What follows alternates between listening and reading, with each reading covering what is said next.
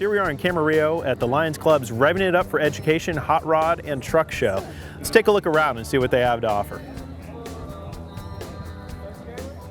Alrighty guys, I'm standing here in front of a 1970 Dodge Challenger. If you remember, several months back we actually did coverage on the new and improved Dodge Challenger that came out not so long ago. But this is where it all started. And this was one of the original muscle cars out there from back in the 60s and early 70s. Huge engine, huge power, tons of weight to get it around, but definitely something that's nostalgic all the same.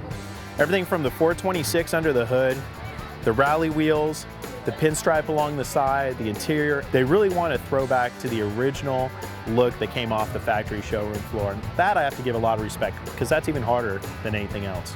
So here's a good example of this hot rod and truck show we're checking out. Fully custom 1927 Chevy here on the left. Everything from the ground up done original.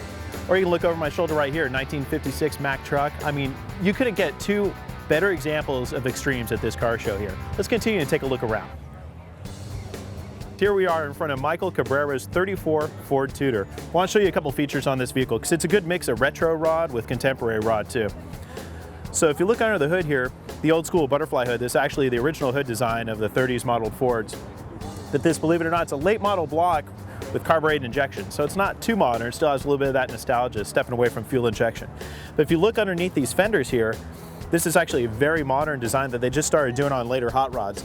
They're starting to go with more aggressive rims and lower profile tires, anything from 18s up to 24-inch wheels on the back of some of these rides, as opposed to the more retro nostalgia style rims. Now, the nice thing about the Tudor sedan, it's actually a two-door, but it's a two-door sedan. So something that kind of came back into trend with these late model cars of today. But what I really always liked was the fact that it had suicide doors. As opposed to a door opening in a conventional manner, you have the door that opens forward. On a lot of these vehicles, you'll see if we pan over here to this highway, you actually have that they French the tail lights, they tuck the actual exhaust underneath the rear bumper. Very clean lines, but a lot of the guys like to keep it a little bit more on the retro side, all the way down to these cat eyes.